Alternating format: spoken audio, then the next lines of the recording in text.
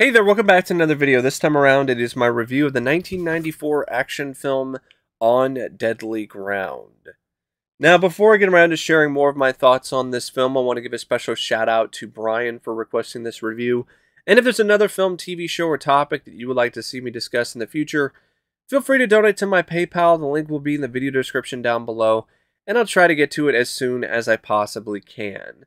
Now, On Deadly Ground is one of those films that's widely considered by many to be the start of the decline of Steven Seagal's film career. And I can get it because it cost $50 million and it only made like $70 million worldwide. So it definitely underperformed pretty significantly for the studio.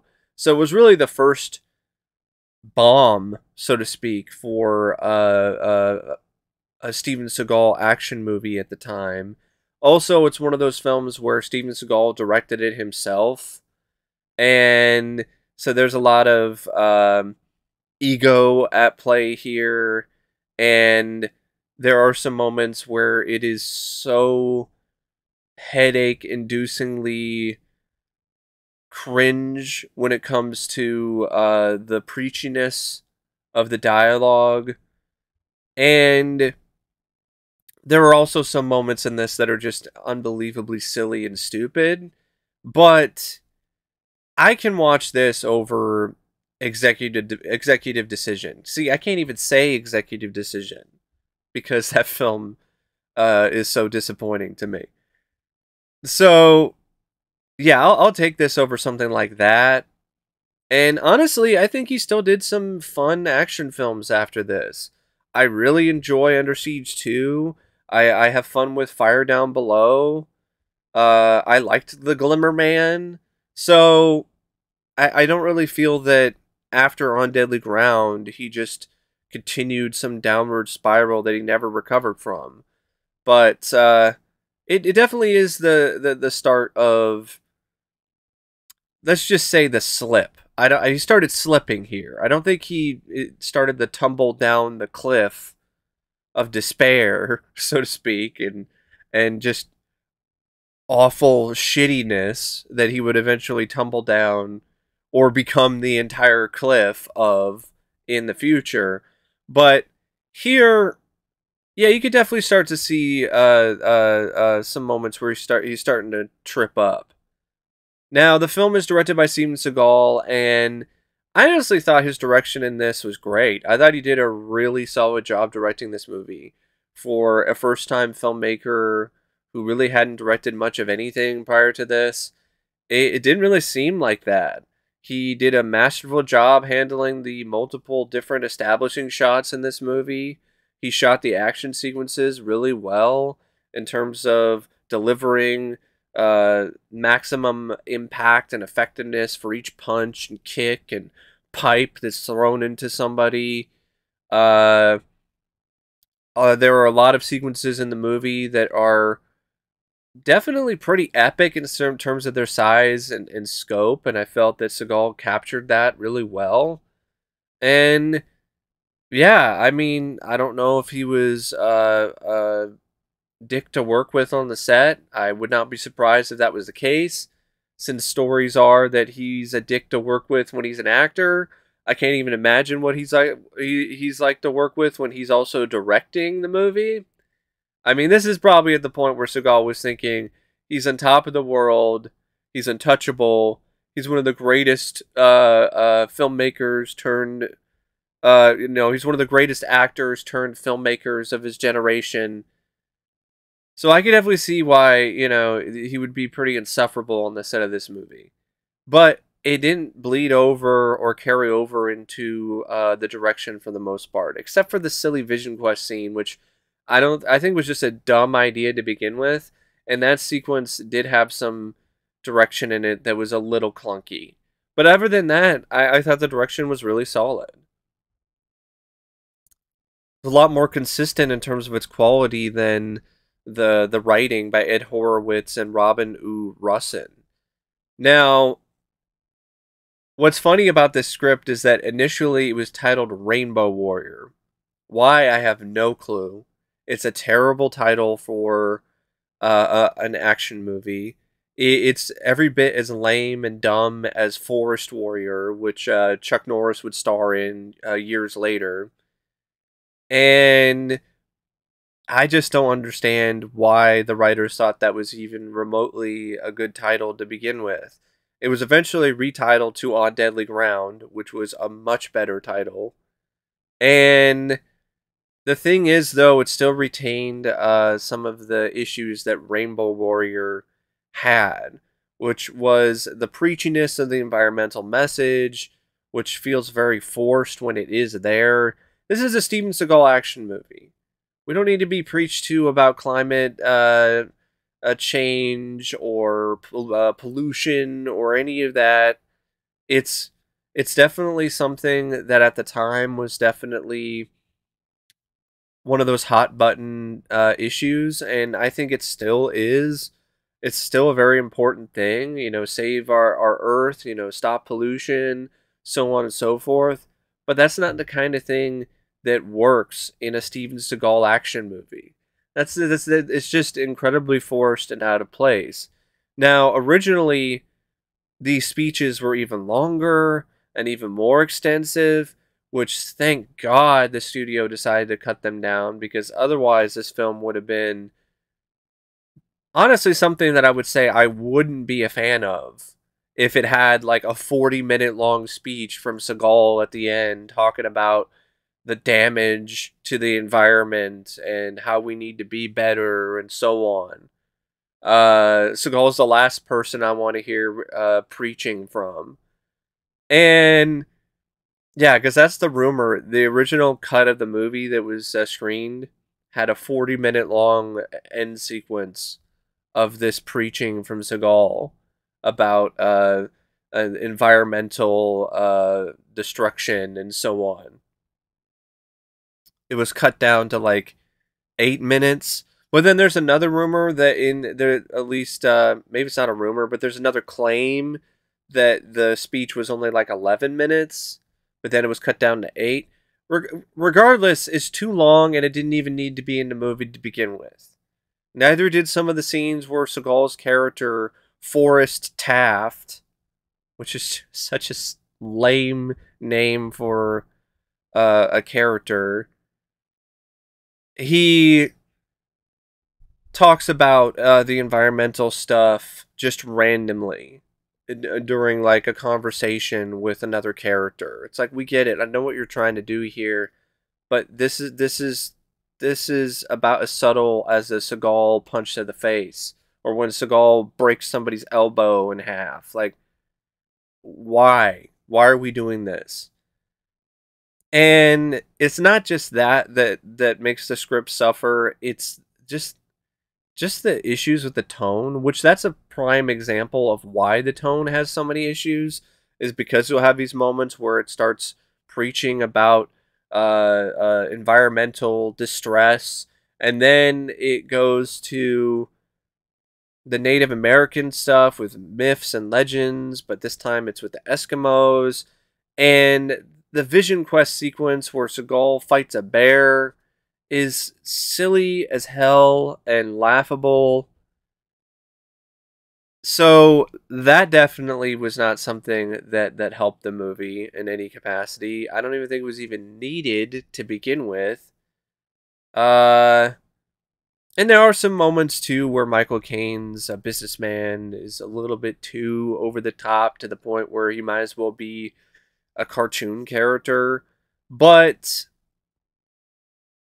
despite all of that, there are some good points of this script. I like the fact that Seagal is not just playing another cop or another CIA agent or another extension of the police force, or some guy who's a special forces agent or a member of the special forces. Well, he technically was a former member of the special forces again here, but at least he has a different profession to start with. He plays a guy who works at for oil rig companies, and and yeah, he's a firefighter, And he's also hired by the company that Michael Caine's character runs to essentially kind of be sort of a bodyguard and also sort of a guy who's there to fix issues related to the oil rig and stuff like that. He's a fixer in a lot of ways. And I like the conflict that the script brings here, where Seagal's character, he's working for this corrupt boss, and initially he's very indifferent about these corrupt aspects of his boss's um, work because he is doing it for the money. I like that. It adds an interesting conflict for Seagal character. You don't see a lot of that in these Steven Seagal movies, where he is kind of being a part of the wrong crowd initially until he decides to change his mind and do the right thing. And that still leads into some fun scenes, like the one at the bar where you have that slap fight, which I thought was enjoyable. And it ultimately leads to a situation where Seagal knows too much, so then his boss has his assassins to try to take him out, but they mess with the wrong man, and they thought they left him for dead, but no, he's alive. And so he decides to get revenge and take out his boss's oil rig for the better of the environment, which is so hypocritical as he blows up an oil rig, so it creates so much more damage to the environment with all the toxic smoke and all the oil in the ocean and all this other stuff, which I understand. Yes, if the oil rig went online and Aegis got their way, then they would continue to do even more damage to the environment. But, like, when you blow up an oil rig, you're still doing a lot of damage to the environment. It's just so ironic that he has this speech about saving the environment at the end of this movie after he blows up an oil rig because he's a legitimate eco-terrorist. But yeah, it's one of those things where yeah, that's very iffy when it comes to the script. When it comes to the action, it's well set up, it's well executed. There's a lot of moments where Seagal kicks ass and takes names in rather epic fashion. There's a lot of explosions. There's a kind of sort of love interest or love story between Seagal's character Forrest and one of the members of the Eskimo tribe, Masu, but they don't really force it, which I do appreciate. Like, it's kind of insinuated that it's going in that direction, and I think there is even a love scene, but they don't really force it a lot, so it's just kind of there. And overall, like I said, if you just took out the preachy speeches and the silly Vision Quest sequences, it's your typical fun Seagal action movie with, you know, a simple but still effective enough plot with brutal villains and an equally brutal hero who's taking them out one by one like he's an eco-terrorist Jason Voorhees. But yeah, I think the script definitely has some issues, but I don't think it's anywhere near as awful as some people make it out to be. I mean, I've seen much worse scripts, even ones that are written by Steven Seagal himself. Which, speaking of that, Seagal, he wrote Born to Raise Hell. And I think he wrote some other ones too.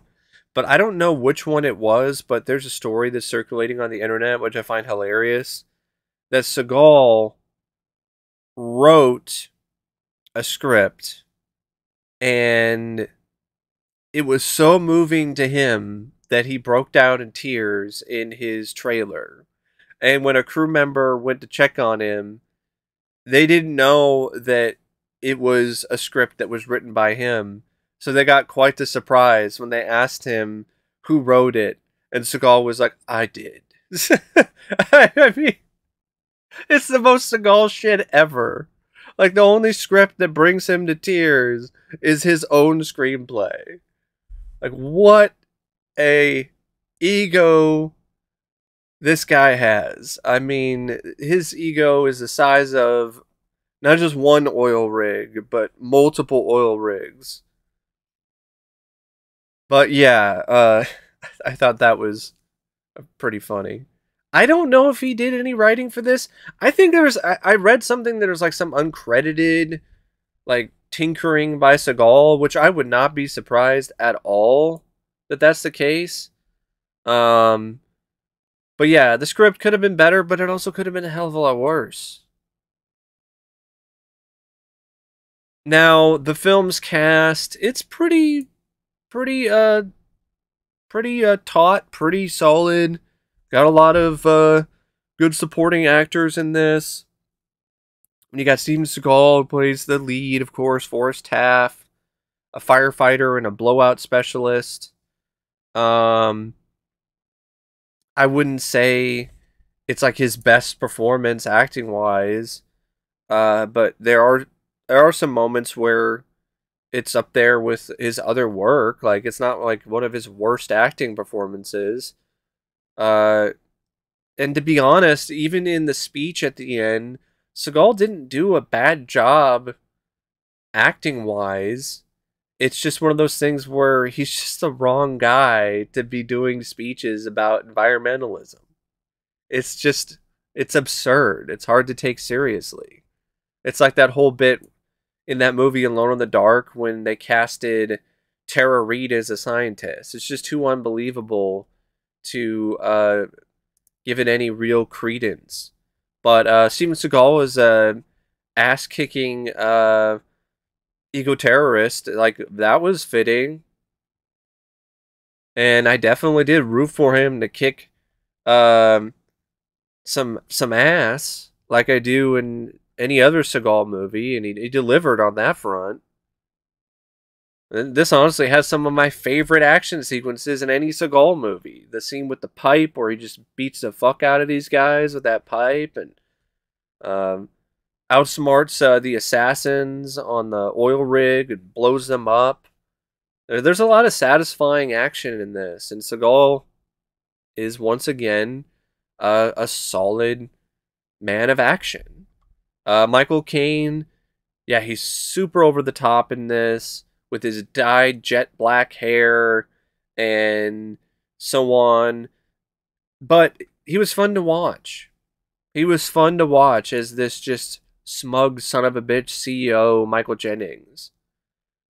Joan Chen, not the best actress, period, and this performance is not much better as Masu, but it's not like it was one of those things where she's in the film a whole lot, so it didn't really hurt the movie a ton for me.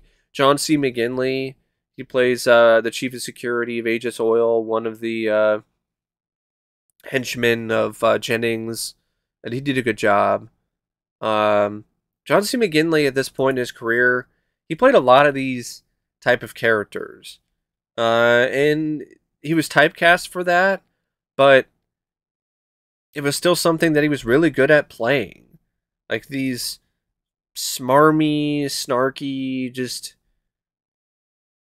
douchebag characters. The kind of characters that you want to see get punched in the face. Arlie Ermey, it was fun to see him as the leader of this group of mercenaries named Stone. I thought he did a good job, made the most of his cameo, essentially. Shari Shattuck as Jennings' personal assistant. She's nice to look at, and that's kind of about it, though. There really isn't much to that character, other than just being eye candy and just being a yes woman, essentially, to Michael Caine's character.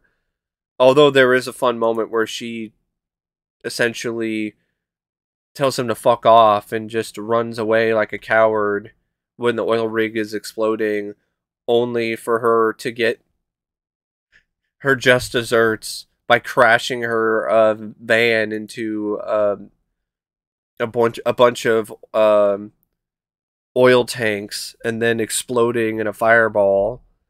Billy Bob Thornton, he's in this in a very brief role as one of Stone's men, but he has some really funny lines of dialogue. Uh, you also have like John